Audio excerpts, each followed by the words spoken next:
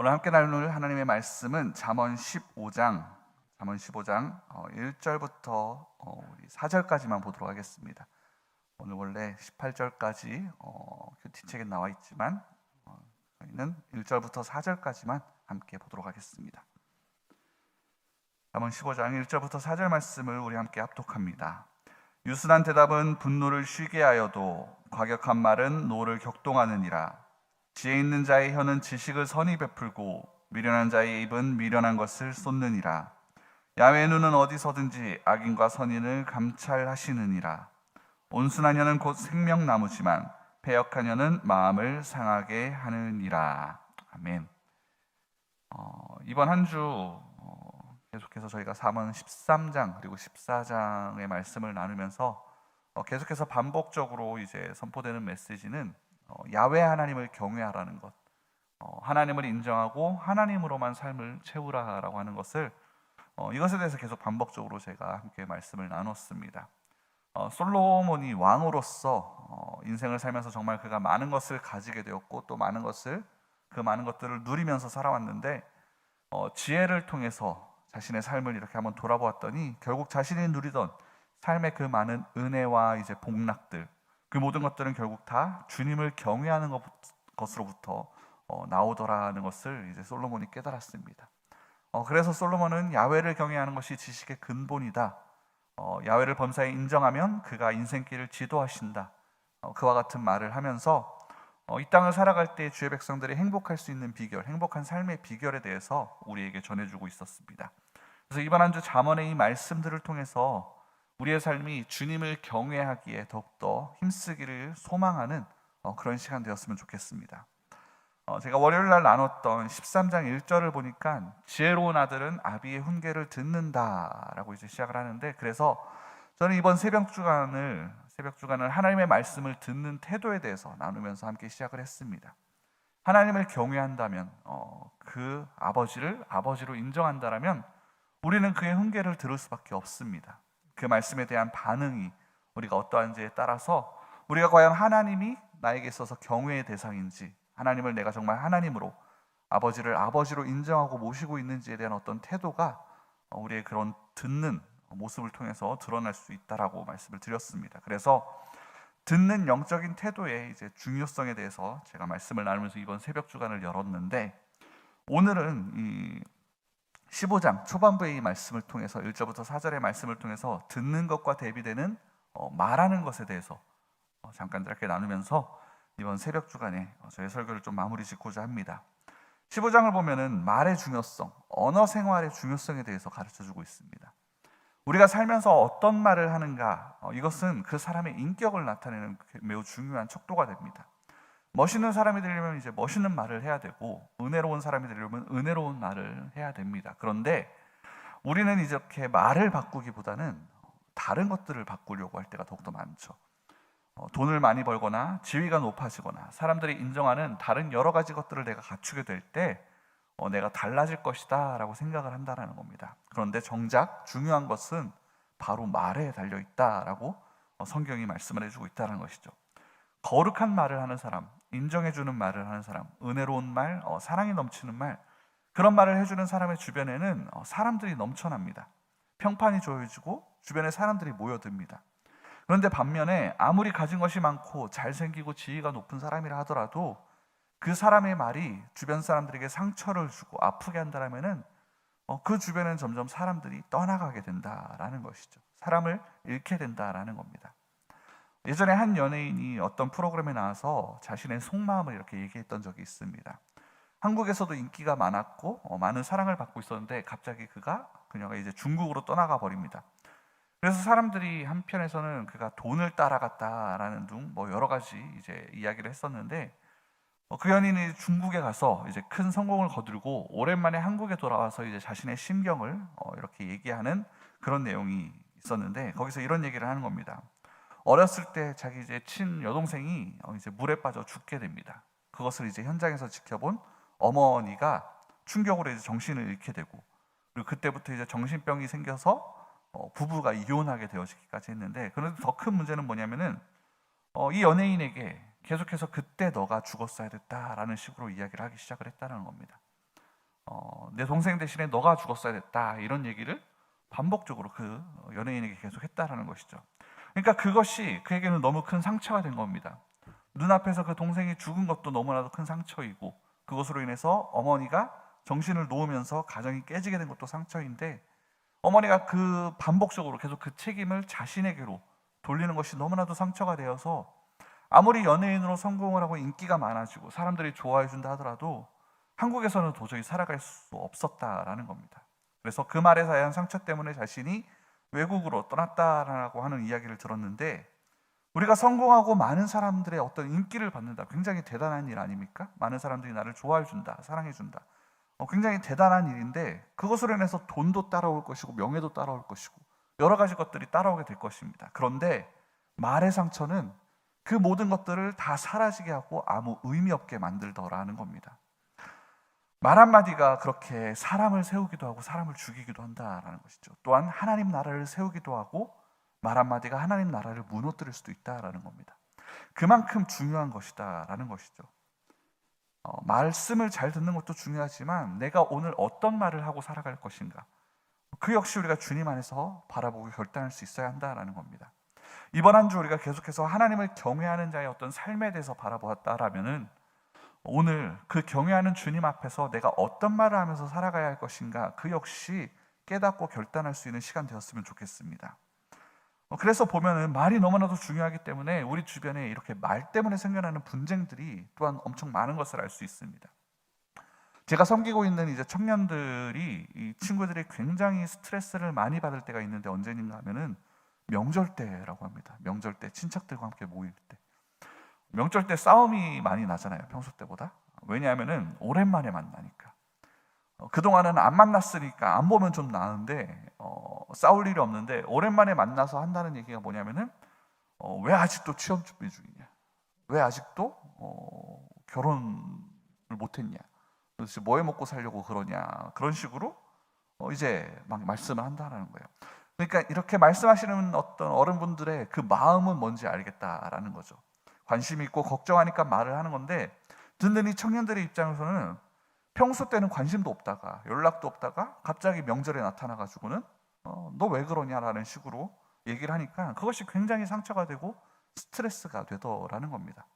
그래서 그걸 듣는 이제 뭐 이 청년의 부모도 가만히 안 있겠죠. 왜 멀쩡히 있는 애한테 갑자기 그러냐, 애한테 왜 그러냐, 오랜만에 만나서 왜 애 기를 죽이냐라고 하면서 맞받아치고, 그러면 또 상대편에서 내가 뭐 없는 얘기 했냐라고 하면서 또 막 이렇게 그런 식으로 막 큰 소리가 몇 번 오가다 보면은 싸움이 된다라는 겁니다. 이게 하나의 예지만 우리 인생에 이렇게 말 때문에 일어나는 분쟁과 오해가 정말 수도 없이 많다라는 겁니다. 당장 매일 보는 우리 뉴스만 보더라 하더라도 분명 일어난 사건은 같은데 그 사건에 대해서 언론사마다 주목하는 내용이, 그리고 말하는 내용이 각기 다 다르다라는 것이죠. 똑같은 상황임에도 그것이 좋은 것이 될 수도 있고 나쁜 것이 될 수도 있고, 그것이 말에 달려 있다는 것을 우리가 매일같이 경험하면서 살아가고 있습니다. 그런 것을 볼 때 과연 우리가 우리의 말이 어떠해야 하는지, 우리의 말은 어떤지, 어떠해야 되는지 생각해 보아야 한다라는 것이죠. 우리의 말에 대해 점검해 보면서 오늘 말씀을 함께 보길 원하는데, 1절입니다. 유순한 대답은 분노를 쉬게 하여도 과격한 말은 노를 격동하느니라.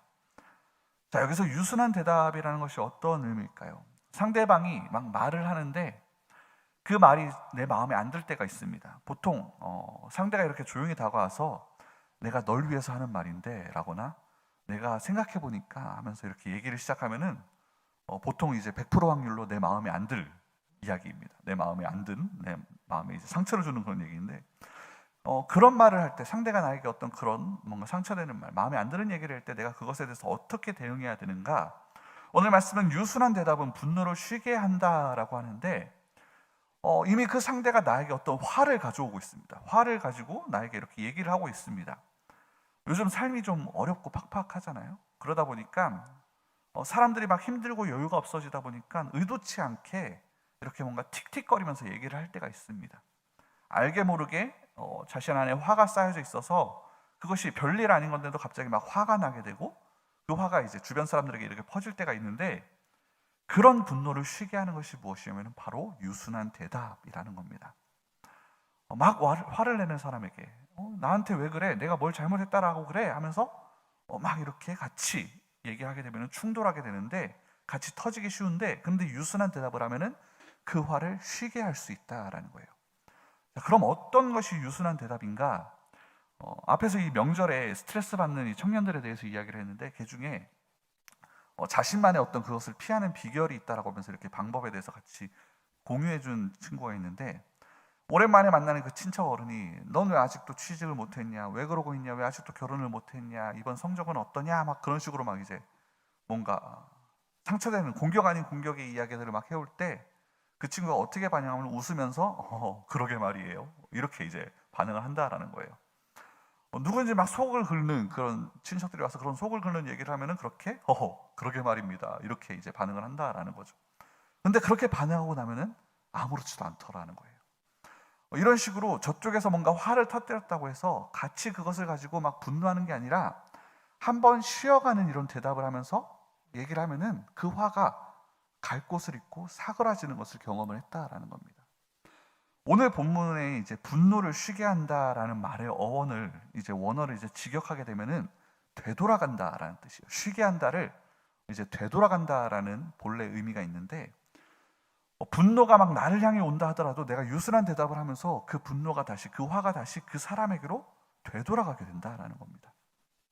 올 발을 잃고 이렇게 돌아가게 된다는 거죠. 말하는 사람이 어떤 이유에서든 자신의 속에 들어찬 이 화를 어찌할 바를 모르고 막 입 밖으로 이렇게 쏟아져 나오게 되는데, 그 쏟아져 나온 화가 막 나를 향해서 몰려올 때 그 모든 화가 나를 향해 쏟아질 수 있었는데, 내가 유순한 대답을 하면은 그 화가 되돌아간다라는 거예요. 쉽게 말하면은 한번 그렇게 내가 한번 참아낸다라는 겁니다. 그리고 예수님이 가르쳐 주신 대로 7번씩 70번이라도 그렇게 참아내면은 그것이 이렇게 참아내면서 유순한 대답을 하게 되면은 그 화가 나한테 쏟아지지 않는다라는 것이죠. 그런데 반면에 과격한 말은 노를 격동하게 된다라는 겁니다.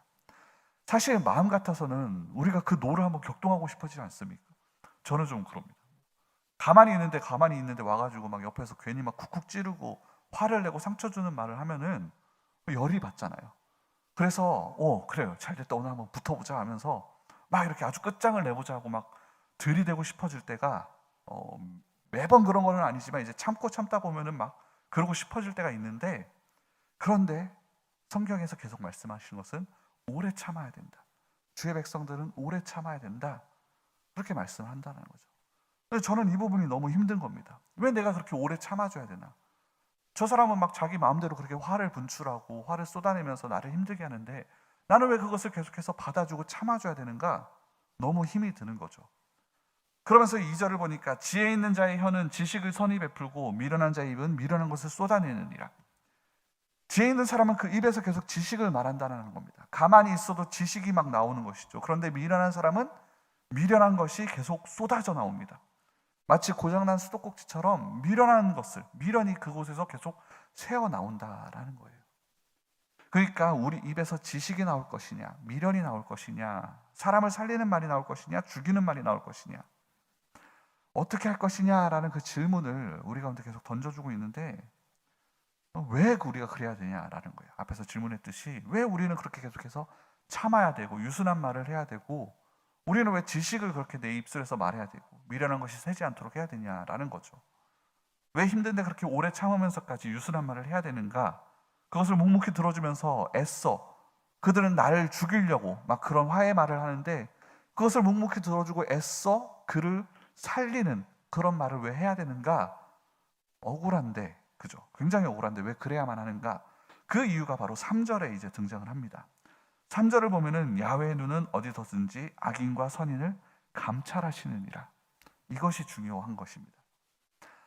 15장의 가치는 야훼에 대한 이 지식이 있습니다. 그러니까 이전까지 우리의 말씀들을 쭉 보면은 이렇게 하면 이렇게 되고 저렇게 하면 저렇게 된다라고 하면서 사람에 대해서 이제 얘기를 하는데, 여기 15장 3절에서 야훼의 눈에 대해서 말씀합니다. 하나님에 대해서 이제 여기서 갑자기 말씀을 하는데, 이게 어떤 의미냐면은 지금까지 마치 뭔가 사람의 인생의 규범처럼 이렇게 해라 저렇게 해라 막 얘기를 하다가 갑자기 야훼 하나님께서 보고 계신다, 장자가 우리를 보고 있다, 알아서 잘해라, 이런 느낌인 거죠.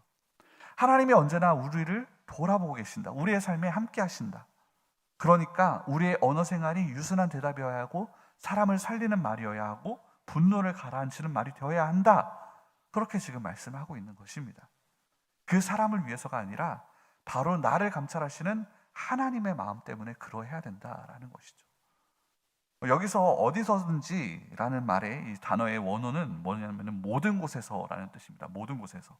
내가 교회에 있을 때뿐만 아니라 내가 집에 있을 때, 직장에 있을 때, 명절에 친척들이 모인 곳에 있을 때, 그곳이든지 모든 곳에서 하나님은 악인과 선인을 감찰하신다. 즉 하나님의 눈이 지금도 우리를 향해 있다라는 것입니다. 하나님께서 주목하시는 인생, 그렇게 하나님께서 내가 어디에 있든지 모든 곳에서 나를 주목하시는 그것만 들어도 굉장히 막 두근거리는 일 아닙니까? 혹시 여러분 하나님이 그렇게 나를 지켜보고 계신다는 것에 대해서 뭔가 불편함을 느끼시는 분 계시나요? 주목하시는 것은 무슨 뜻이냐면 우리를 기대하고 계신다라는 뜻입니다. 우리를 통해 이룰 하나님의 나라, 그 모습을 주님께서 기대하고 계시면서 바라보고 계신다, 그런 뜻입니다. 그렇기 때문에 우리 한마디 그 말을 해도 뭔가 유순한 대답을 해야 하고 지혜 있는 말을 해야 된다는 것이죠. 그것이 주님께 영광이 되어집니다. 하나님이 우리를 주목하고 계실 때 그냥 보고만 계시겠습니까? 잘하나 못하나 뭔가 트집 잡아 혼내시려고 그냥 감시만 하고 계시는 걸까요? 절대 그렇지 않다라는 것이죠. 우리가 참고 참으면서 하나님이 나를 보고 계시기에 내가 어떤 말을 듣는다 할지라도 오래 참으면서 견딜 때, 유순한 대답을 억지로 하려고 할 때 하나님께서 우리에게 그것을 지켜보시고 우리가 그럴 수 있는 능력 또한 주님께서 부어주신다라는 겁니다. 그것을 참아낼 능력을 주시고 참아내야 할 그 상황을 선으로 또한 아름답게 바꾸기까지 하신다라는 것이죠. 내가 화를 내야 할 순간에 화를 내지 않는다. 싸우고 붙어야 할 그 순간에 싸우지 않는다. 이것이 굉장한 능력이 된다라는 겁니다. 이게 예수님의 십자가의 핵심이지 않습니까? 싸울 수 있는데 싸우지 않는 것, 져주는 것, 이길 수 있는데 져주는 것, 살 수 있는데 죽어주는 것, 이것이 예수 그리스도의 십자가의 핵심입니다. 그리고 이것이 그리스도인의 능력이라는 것이죠. 그래서 4절은 그렇게 하나님의 감찰하심과 함께하는 우리의 언어 생활이 우리 삶 가운데 가져올 결과에 대해서 말씀합니다. 온순한 혀는 곧 생명나무이지만 패역한 혀는 마음을 상하게 하느니라. 여기서 이제 온순한이라고 표현된, 온순한이라고 번역된 말이 단어가 어떤 단어냐면 우리가 잘 알고 있는 라파입니다. 라파, 야훼 라파. 치료하시는 하나님을 말할 때 쓰는 그 단어가 온순하다라는 단어로 번역이 되어져 있습니다. 즉 우리의 혀가 어떤 역할을 하냐면은 치료하는 혀라는 겁니다. 그것이 생명나무, 사람을 살리는 능력이 거기 가운데 있다라는 것이죠. 말씀을 정리합니다. 하나님을 경외하는 자가 지혜로운 자이고 하나님을 경외하는 자는 하나님의 음성을 듣고 그 하나님만으로 자신을 채워나갑니다. 그래서 하나님을 경외하는 자는 생명으로 가득 채워진 생명의 샘이 되어집니다. 또한 자기가 그렇게 생명으로서 사는 것으로 그치는 것이 아니라 그 생명을 입술과 혀를 통해서 세상 가운데 흘려보내기 시작을 합니다. 치유하고 회복시키는 말을, 살리는 말을, 생명의 말을 하게 된다는 것이죠. 오늘 하루 우리를 감찰하시는 그 하나님께 여러분들이 집중하시면서 우리의 입술을 지킬 수 있게 되기를 간절히 축원드립니다. 그 감찰하시는 주님의 시선을 따라서 주님께서 주시는 생명의 말을 세상 가운데 선포하고 세상을 살리고 세상을 하나님의 나라로 다시 한번 회복시키시는 저와 여러분 되기를 주님의 이름으로 축원드립니다. 기도하겠습니다. 사랑하는 하나님, 고맙고 감사합니다. 오늘 잠언의 이 말씀을 통해 다시 한번 우리가 주님을 경외함으로 이 땅을 살아갈 때에 우리의 삶이 어떠해야 할지를 깨닫습니다. 주님, 듣는 것으로 시작했던 이번 한 주, 말하는 것으로 이 시간 그 메시지를 그치며 메시지를 정리하며 주님, 우리의 삶 가운데 그 말의 중요성이 어디에 어떠한지를 다시 한번 보았습니다. 주님, 지금까지 우리의 언어 생활이 어땠는지 돌아보게 하여 주시옵시고 우리를 감찰하시는 주님의 그 시선을 이 시간 깨달아 보게 하시사 주님을 경외하는 자가 마땅히 행해야 할 아버지 그 태도를, 그 삶의 태도를 우리가 지니게 하여 주시옵소서. 그리하여 우리가 이 시간 주님 앞에 겸손하게 무릎 꿇고 우리 입술 가운데 있어야 될 그 모든 말들이 주님을 닮아 생명의 말, 살리는 말, 회복시키는 말이 되어지게 하여 주시옵시고 그러한 몸으로 말미암아 우리의 삶의 모든 순간들이 주님께 영광이 되어줄 수 있도록 우리 주변에 있는 사람으로 하여금, 그 영혼들로 하여금 과연 주를 믿는 백성, 주님의 백성은 무엇인가 다르다라는 것을 그들이 깨달아 알고 그들 또한 주의 백성이 되어지는 귀한 은혜가 있을 수 있도록 우리의 삶 가운데 그러한 능력 허락하여 주시옵소서. 또한 그러한 마음으로 주님 앞에 무릎 꿇고 주님의 영광을 위해 살아가기로 결단하는 우리 모든 성도님의 삶 가운데 가지고 나온 모든 기도 제목들이 있습니다. 구하는 모든 것들이 있습니다. 그 삶에 필요한 모든 것들을 주님께서 공급하여 주시옵시고 그 기도 가운데 주님 응답하여 주시옵시고 그러므로 말미암아 하나님의 살아계심을 누릴 수 있는 귀한 삶 되어줄 수 있도록 주님께서 그 삶을 주장하고 계심을 누리는 귀한 능력의 삶 되어줄 수 있도록 주의 은혜로 함께하여 주시옵소서. 모든 말씀 살아계신 예수님의 이름으로 기도드립니다. 아멘.